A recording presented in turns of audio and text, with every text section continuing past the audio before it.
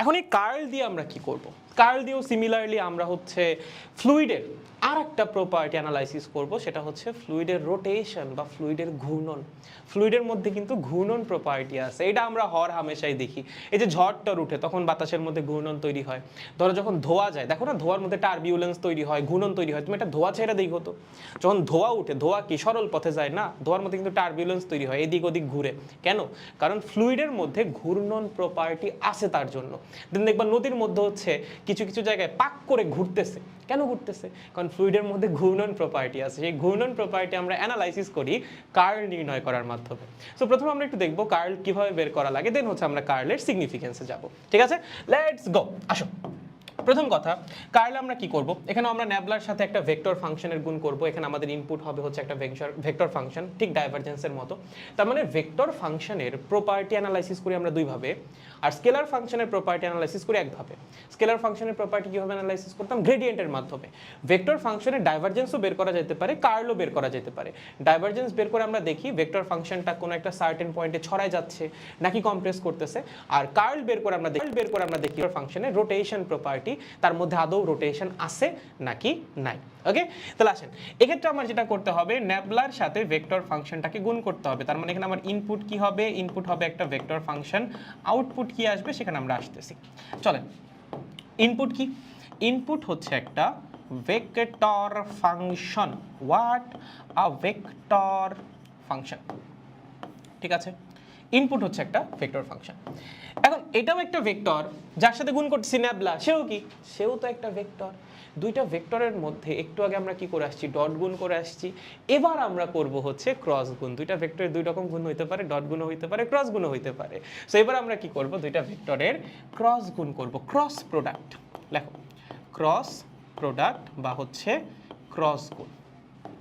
ঠিক আছে, বুঝতে পেরেছি? সহজ একদম। এখন বলেন, দুইটা ভেক্টর আপনি ক্রস গুণ করতেছেন, what should be your result? Vector রাশি।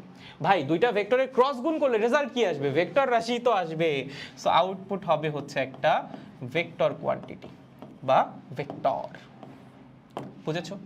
তার মানে একটা ভেক্টর ফাংশনের আমরা যদি কার্ল করি, রেজাল্টও কি আসবে? রেজাল্টও কিন্তু একটা ভেক্টর আসবে। এখন ক্রস গুণ কিভাবে করা হয় তো আমরা জানি। চলো তাও আবার একটু দেখাই দিই জাতির খাতিরে। Let's go. ধরো তোমাকে বললো যে ফাই একটা vector function 2x squared y i cap plus y squared z j cap plus z squared x y k cap. ঠিক আছে, দিয়ে বলছে এই ভেক্টর ফাংশনটার কার্ল নির্ণয় করো। কি করো? এই ভেক্টর ফাংশনের কার্ল নির্ণয় করো। কার্ল অফ ফাই, এটা কিভাবে লেখা হয়? কার্ল অফ ফাই, অথবা এভাবেও লিখতে পারে ন্যাবলা ক্রস ফাই। দুইটাই একই কথা, দুইটাই বোঝায় কার্ল নির্ণয় করা। এখন যদি আমরা কার্ল বের করি তাহলে কি হবে বলো? লেটস সাপোজ তুমি বের করতেছো কার্ল অফ ফাই, মানে হচ্ছে ন্যাবলার সাথে তুমি ফাইয়ের ক্রস গুণ করতেছো। ক্রস গুণ আমরা কেমনে করতাম? নির্ণায়কের মাধ্যমে। সো নির্ণায়কের রুলসটা আমাদের ফলো করা লাগবে। আসেন, এই বরাবর আসবে আই ক্যাপ, এই বরাবর জে ক্যাপ, এই বরাবর কে ক্যাপ। প্রথমে কে আছে ক্রস গুণের? প্রথমে আছে ন্যাবলা। তাহলে প্রথমে আমরা কি করব? ন্যাবলার আইজেকের সহগ বসাবো। ন্যাবলার আইজেকের সহগ কি? Del del x, del del y, del del z. পরে কি আছে? ফাই। তার মানে পরে আমরা ফাইয়ের আইজেকের সহগ বসাবো। ফাইয়ের আইজেকের সহগ কি? এখানে হচ্ছে 2x স্কোয়ার্ড ওয়াই, এখানে হচ্ছে y স্কোয়ার্ড জেড, এখানে হচ্ছে z স্কোয়ার্ড এক্স ওয়াই। এবার জাস্ট নির্ণায়কটা বের করো। চলো দেখি, করি তো, করলেই হয়ে যাবে। রেজাল্ট কিন্তু এখান থেকে বের হয়ে যাবে। আই ক্যাপ, দেখো এখানে কি করা লাগবে? এখানে করা লাগবে হচ্ছে del del y z squared x y minus del del z y squared z plus j cap, ভিতরে কি থাকবে? Del del z. What? Del del z, তার সাথে গুণ হবে হচ্ছে 2x squared y minus del del x, তার সাথে গুণ হবে কি? Z squared x y. ঠিক আছে, প্লাস কে ক্যাপ। কে ক্যাপের সাথে কি গুণ হবে? দেখেন, এই রো এই কলাম বাদ থাকবে হচ্ছে এই বরাবর গুণ del del x y squared z minus del del y 2x squared y. এই নর্মাল নির্ণায়ক যেভাবে নির্ণয় করতাম বা ক্রস গুণ যেভাবে করতাম সেভাবেই করা লাগবে। সেক্ষেত্রে যদি আমরা রেজাল্টটা বের করি, curl of phi, curl of phi কত আসবে বলো? দেখো এখানে যদি y এর সাপেক্ষে এটাকে পার্শিয়াল ডিফারেন্সিয়েট করো, আসবে হচ্ছে z স্কোয়ার্ড এক্স। তার মানে আই ক্যাপের সহগ হবে z squared X minus z এর সাপেক্ষে যদি করি আসবে হচ্ছে ওয়াই স্কোয়ার্ড প্লাস জে ক্যাপের সহগ কি হবে, এখানে যদি জেড এর সাপেক্ষে পার্শিয়ালি ডিফারেন্সিয়েট করি রেজাল্ট আসবে 0। এখানে তো কোনো জেড নাই, 2x স্কোয়ার্ড ওয়াই, এখানে কোনো জেড আছে নাই, সো জেড এর সাপেক্ষে যখন পার্শিয়াল ডিফারেন্সিয়েশন করবে রেজাল্ট কি আসবে, 0ই তো আসবে। আর এখানে হচ্ছে এক্স এর সাপেক্ষে পার্শিয়াল ডিফারেন্সিয়েশন করা লাগবে, সো দেখেন এখানে আমার এক্স আছে, পার্শিয়াল ডিফারেন্সিয়েশন করলে আসবে মাইনাস জেড স্কোয়ার্ড ওয়াই, ঠিক আছে। প্লাস হচ্ছে কে ক্যাপ, বলো কে ক্যাপের সহগ কত আসবে, এখানে কি আছে ডেল ডেল এক্স, তার সাপেক্ষে যদি ওয়াই স্কোয়ার জেডকে ডিফারেন্সিয়েশন করি রেজাল্ট আসবে 0।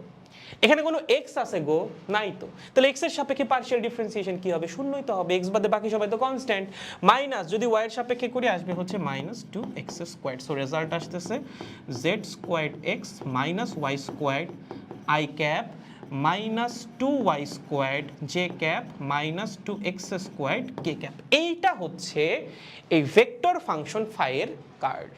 তার মানে টেকনিক্যালি ক্যালকুলেশনটা একটু বড়, বাট প্রসেসটা কিন্তু আমাদের অজানা নয়। করছি না আমরা, ক্রস গুণ করছি না, ওই ক্রস গুণই করা লাগবে, এর বাইরে তোমার আর কিচ্ছু করা লাগবে না, ঠিক আছে। সো এভাবে হচ্ছে আমরা একটা ভেক্টর ফিল্ডের কার্ল নির্ণয় করতে পারি, ন্যাবলার সাথে সেই ভেক্টর ফিল্ডটার ক্রস গুণ করা লাগবে, এবং ক্রস গুণটা আমরা কিভাবে করব, নির্ণায়কের মাধ্যমে, এবং আলটিমেটলি গিয়ে তোমার পার্শিয়াল ডিফারেন্সিয়েশন করা লাগবে। So it's all about calculation, I guess calculation নিয়ে কারো খুব বেশি সমস্যা থাকার কথা না। এখন তোমাকে এটাও বলতে পারে কোনো একটা সার্টেন পয়েন্টে কার্ল নির্ণয় করো, ধরো তোমাকে বললো 1 বিন্দুতে কার্ল অফ ফাই কত, ওই আগের মতোই 1 বিন্দুতে কার্ল অফ ফাই কত, কারণ এক একটা পয়েন্টে কার্ল কি হবে, এক এক রকম হবে, ঠিক আছে। এটা কিভাবে লিখবো, লিখবো হচ্ছে এভাবে, curl of phi at 1 so কার্লের ইন জেনারেল ফাংশন তো তোমার বের হয়েছে, এই ভেক্টর ফিল্ডের কার্লের যে ইন জেনারেল ফাংশন সেটা হচ্ছে এটা। এখন তোমার জিজ্ঞাসা করছে এই ভেক্টর ফিল্ডের মধ্যে একটা স্পেসিফিক বিন্দুতে কার্ল কত, তুমি কি করবা, এক্স ওয়াই জেড এর মান বসাই দিবা, এক্স ওয়াই জেড এর মান বসাবা 1 যদি বসাই এখানে আসবে ও মাই গড 1 আই ক্যাপ, এখানে কি আসতেছে -2 জে ক্যাপ, এখানে আসতেছে হচ্ছে -2 কে ক্যাপ, সো এটা তো 0 হয়ে যাবে, তার মানে 0 I cap -2 J cap -2 K cap, এইটা হচ্ছে এই বিন্দুতে কার্ল, ঠিক আছে, একদম সহজ। সো আমার মনে হয় না কার্ল নির্ণয় করতে কেউ প্যারা খাবেন, ক্যালকুলেশনটা একটু লেন্দি অন্য দুইটার তুলনায়, গ্রেডিয়েন্ট আর ডাইভারজেন্সের তুলনায়, বাট কঠিন কোনো কিছু না, জাস্ট আপনার স্টেপ বাই স্টেপ আগানো লাগবে, শর্টকাট বলে কোনো কিছু নাই, আপনার আসলে ক্রস গুণটা করাই লাগবে, পারবো আশা করি, খুব বেশি সমস্যা হবে না।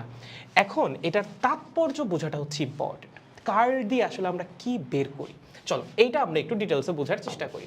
ধরো তোমাকে একটা ভেক্টর ফাংশন আমি দিয়ে দিছি, একটা প্রবাহীর ফাংশন বা একটা ফ্লুইড ফাংশন, এটার যখন তুমি কার্ল করবা, কি করবা, কার্ল অফ ফাই, তুমি জানতে পারবা এই ভেক্টর ফাংশনের রোটেশনাল প্রপার্টির ব্যাপারে বা ঘূর্ণন প্রপার্টির ব্যাপারে, কিসের ব্যাপারে জানতে পারবো আমরা, রোটেশনাল প্রপার্টির ব্যাপারে, ঠিক আছে, রোটেশনাল প্রপার্টির ব্যাপারে, কিসের ব্যাপারে জানতে পারবো, রোটেশনাল প্রপার্টি। আচ্ছা কিভাবে রোটেশনাল প্রপার্টির ব্যাপারে জানতে পারবো, শুনো, যদি কোনো একটা ভেক্টর ফাংশনের কার্ল নন জিরো আসে, নট ইকুয়ালস টু 0 আসে, তখন আমার বোঝা লাগবে ওই ভেক্টর ফাংশনের মধ্যে বা ওই ফ্লুইড ফাংশনের মধ্যে ঘূর্ণন প্রপার্টি আছে।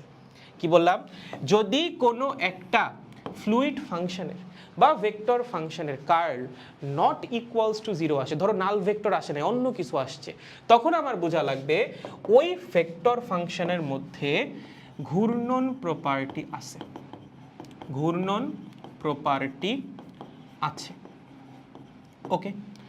আর যদি কার্ল আসে 0 বা নাল ভেক্টর, লেটস সাপোজ তুমি একটা ভেক্টর ফাংশনের কার্ল করছো এবং সেটার রেজাল্ট আসছে 0 বা নাল ভেক্টর, সেক্ষেত্রে তোমার বোঝা লাগবে এই ভেক্টর ফাংশনের মধ্যে কোনো রকম ঘূর্ণন প্রপার্টি নাই, ওকে, ঘূর্ণন প্রপার্টি নাই।